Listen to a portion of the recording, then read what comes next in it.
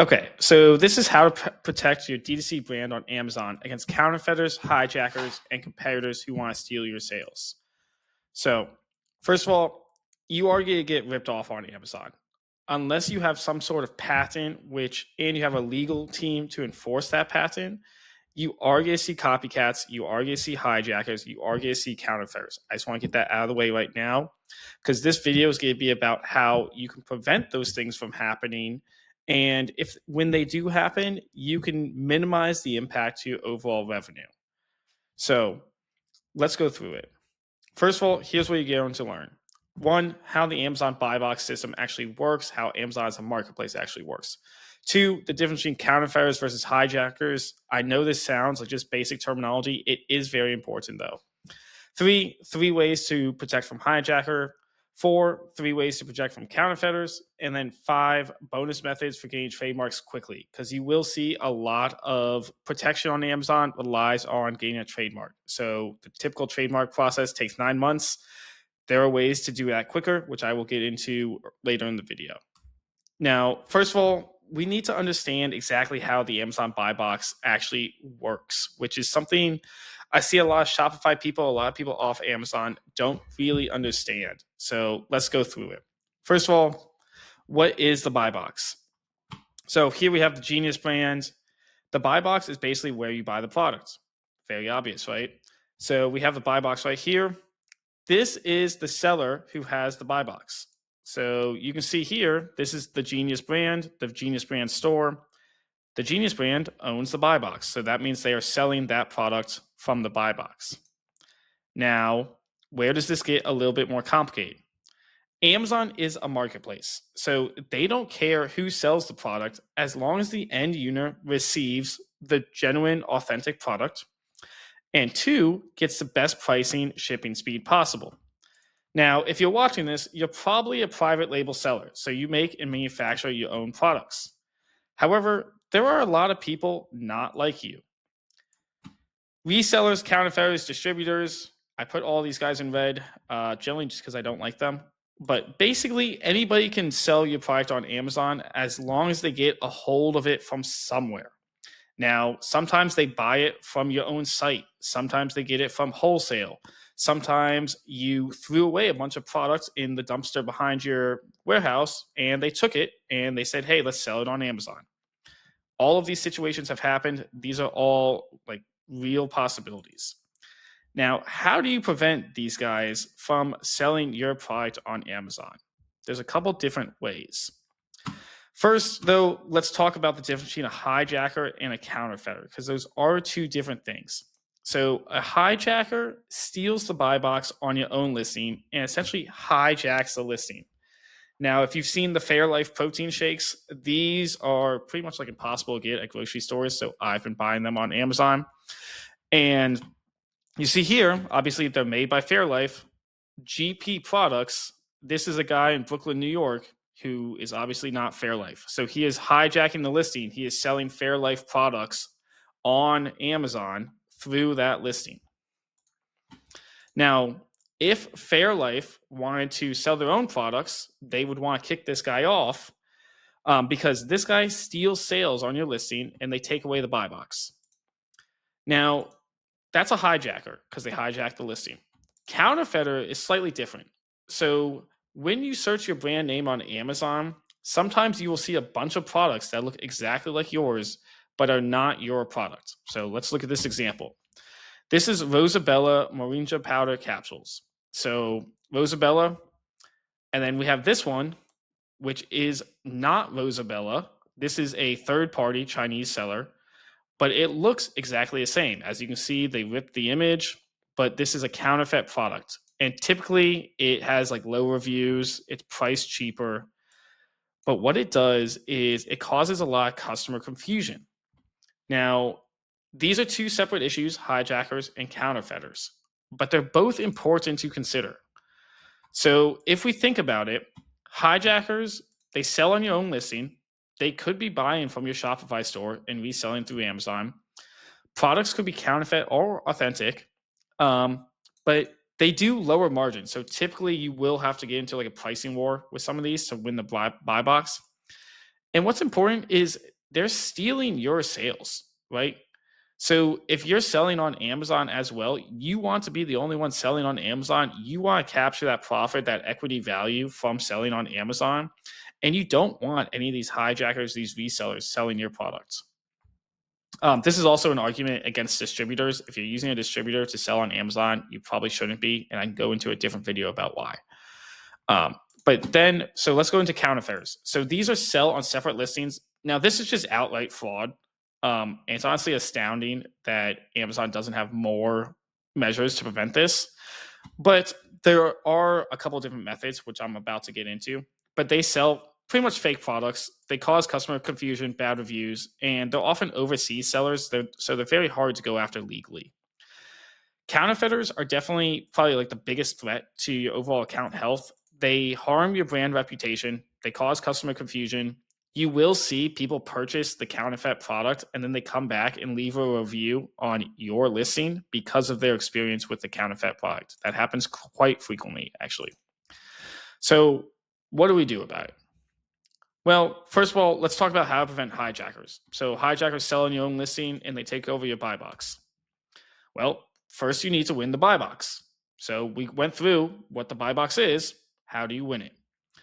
Now, in every official Amazon document ever, they will always say this. Amazon's buy box algorithm is a black box, but the below factors matter. So there's price. This is a major one, right? So even 10 cents matters. This is why you shouldn't let resellers go on your buy box. Because if you can imagine, they're probably using like a 20% off email discount code and you want to sell at full price, but they're willing to sell at 19% off so that they can squeeze that 1% margin. Your fulfillment method, FBA, seller fulfilled prime, FBM. FBA is the gold standard. You need to have inventory in stock. This is fairly basic. The location of the inventory, this is a minor impact, but obviously closer means a faster delivery time to the customer. And then obviously your seller metrics, so feedback, order defect rate, shipping speed. Now, there's a lot of factors. In fact, there's probably 15 to 20 factors that go into winning the buy box. But what's the 80-20? Well, for 99% of sellers, you just need to be in FBA and you need to be priced competitively. So if you're in FBA and you price competitively, you should not have a major issue with resellers provided the rest of your online presence is set up the right way. And I'm about to go into what you need to do in your terms of service and like your wholesale and your distributors to do that. But let me first talk about FBM. If you're shipping FBM, you need to have a fast delivery time. You need to have a low defect percent, your low defect percent, which is essentially like your feedback rating. And then you need to have good FBM metrics. So high on-time delivery rate, valid tracking rate, low late shipment percent, low order cancellation rates. Just remember the 80-20, you need to be in FBA. You need to be priced competitively. It does get significantly harder to win the buy box when you are FBM. Now, I said I was going to talk about how to cut off resellers. Now, this video is predominantly aimed at D2C brands. So all on D2C, you're doing a lot of revenue through Shopify. So many resellers will purchase through Shopify. And one kind of sneaky trick they will do is use your email pop-up to increase profit margins. So while you're making money on these orders on the Shopify side, you should prevent them, right? Because as I said earlier, you want to own the Amazon presence, own the revenue and profit from Amazon without that email pop-up, without that 20% off or whatever discounts you're given through email. And you want to own that equity value on Amazon. So if you're selling through Shopify, you need to add a clause to your terms of service to prevent reselling. I've seen a clause like this work very, very well. And what this does is it just says, hey, you can't resell our products on Amazon or any other third-party marketplaces. Now, one other loophole is you will see if you sell wholesale or if you do a lot of like B2B sales, you want to make it very explicitly clear that you do not allow reselling on Amazon, eBay, Walmart, or anything. And make it clear that you will pursue legal action if you find out that they are doing this. Now, This cuts off a lot of the sources. There are other ways that people can get products, but this is probably the most likely way, especially for newer brands that aren't in FBA, that don't have like trademarks and stuff like that. Now, let's say you win the buy box, you're not allowing reselling. This is going to fix a lot of your problems with hijackers. If you still have hijackers, you will want to send cease and desist towards the resellers on your listing. And I'm going to go through exactly how to do that in a second. But you could go to the storefront, you could click ask a question. You could say, hey, you're infringing on our registered trademark and you should remove your offer or we'll pursue damages. You might see a 25 to 50% success rate using this alone. Cease and desist, pretty scary to the average person who's just trying to make an extra buck. Oftentimes they will move on to a different listing. Now, how do you go through this process? Well, let's look at one example. So here we have a reseller. We say ships from AVD store, sold by AVD store. We're going to click on this blue link right here. We're going to go to have a question for them. We're going to ask a question. And if you go to ask a question, it's going to go to this messaging assistant. This is exactly what you need to say. You need to say, I have a question about an item for sale. I have a question about something else. Which of the following do you need help with? Other, let me help you send a message to the seller. So now, when you get the opportunity to send a message to the seller, you are going to send something kind of like this. You are infringing on a registered trademark. Remove your offer within 48 hours or we will escalate to Amazon Legal and pursue damages. And you can repeat this for however many resellers as you want. You can also change up this text based on the exact kind of legal wording of the cease and desist. This is meant to be a warning. This isn't meant to be legally binding. It's just meant to help get these resellers off the listing. But as I said, the easiest way to get hijackers off your listing, FBA, and then win the buy box. Now, we've removed hijackers. How do we remove counterfeit products? So counterfeit products, as I said, these are products that look exactly like yours, but they typically come from overseas, and this is outright fraud. So these are separate listings. They cause a lot of customer confusion. So 1, you're going to want to submit a violation through brand registry. 2, you're going to enroll in Project Transparency. And then 3, you're going to enroll in Project Zero. And this order is actually quite important. You can't skip straight to Project Zero for reasons I'm about to get into. But you will notice all of these processes require a registered trademark. And if you're quickly spinning up e-commerce brands, the trademark process can take a long time, 6 to 9 months from when you first start registering.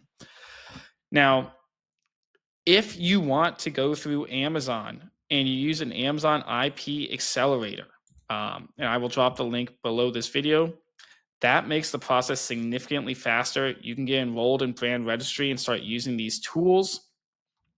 And there's also ways where you can register your trademark in other countries. I actually can't go into detail about this on a public video, but if you DM me or message me, you can find my contact information. It's fairly easy. Then we can go into more detail over this over a call. But not every country takes 6 to 9 months to approve a trademark. So now let's assume you have a trademark. You're going to go to brand registry. You're going to search your brand name on Amazon, and you're going to note every single ASIN that uses one of your registered trademark terms. So you can go to this link. You can go to protect, report a violation. You can enter in your trademark registration number and the list of all the ASINs that are infringing on your trademark. So like, let's say you sell, let's say your brand name is like Simple Modern water bottles. And all these other people are using your trademark in their title, but you know it's not your water bottle. You can easily say, hey, these guys are infringing on my IP. You're going to report them. And typically they'll get taken down fairly quickly. Now, submissions are more likely to be accepted when the trademark is fully registered. So it's not partial, it's not pending. This is just like one of the nuances of this. But as I said, you can get a registered trademark quicker through a multitude of ways. So let's assume you submit the violation through brand registry. Now, the second thing you need to do is enroll in Project Transparency. Now, this is the gold standard. And you need this if you have a lot of counterfeit products. Project Transparency and FBA are going to fix 95% of your issues.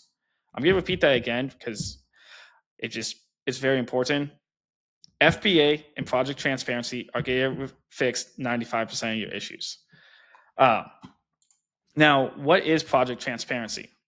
Project Transparency involves labeling each of your FBA units with a unique barcode to make sure that it is authentic.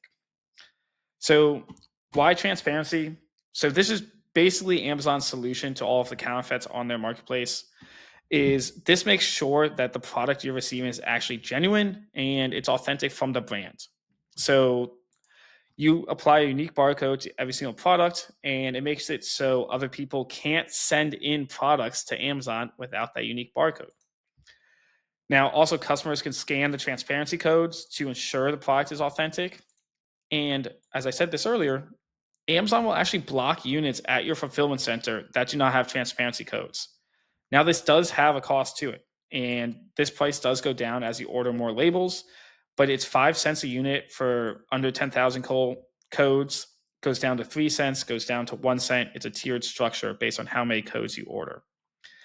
Now, I guarantee you that if you are seeing a lot of counterfeits, you are going to make more money with this extra 5 cents than you will without it. Like, this is necessary, specifically in products like supplements, where you see a lot of this kind of counterfeit type stuff. You need Amazon transparency. Now, how do you implement this in your actual processes? Well, you're going to have your 3PL manually label each product that they're planning to ship into Amazon, or you can incorporate those codes directly into your packaging. Now, if you do this, you have to be careful because it is a unique barcode per unit. So this isn't like a UPC or like a GS1 code. You need to integrate directly with the Amazon Transparency program to automatically pull in the values and then label each unit with a unique barcode. So little nuance there, but it is important with logistics. Now, after you've been in Project Transparency for a couple of months, for exactly 6 months, you are eligible for Project Zero. So if you recall, we've been manually submitting brand registry violations every single week, every single day, every single month. Just depends on kind of like the frequency of which they're popping up. What Project Zero does is it automatically takes down those counterfeits without you needing to submit a violation. So what do you need for this? Well, you must be enrolled in brand registry, number one. And then you must have submitted reports of potential infringement with an acceptance rate of 90% in the last 6 months. So what this does is it essentially tells Amazon that you know what you're doing and this is a consistent problem. So this is the gold standard, but you need to be enrolled in brand registry and Project Transparency before going into this, because this will take 6 months, but you can still fight back during Project Transparency and brand registry. Now, let's summarize everything that's going on here. If you're on Amazon, you are going to get ripped off, and you're likely going to encounter hijackers, counterfeiters, resellers, people trying to like sell your products on Amazon. Here's the 6 ways where you can kind of protect your brand. 1, you're going to win the buy box. 2, you'll send cease and desist to anybody trying to sell on your listing. 3, sometimes you'll conduct a test buy just to make sure that the product is counterfeit. You'll submit evidence to Amazon, and then they will kind of blacklist the seller. 4, you're going to enroll in Project Zero. 5, enroll in Transparency. And then 6, you're going to cancel reseller orders. So these are all the ways where you can protect your brand on Amazon.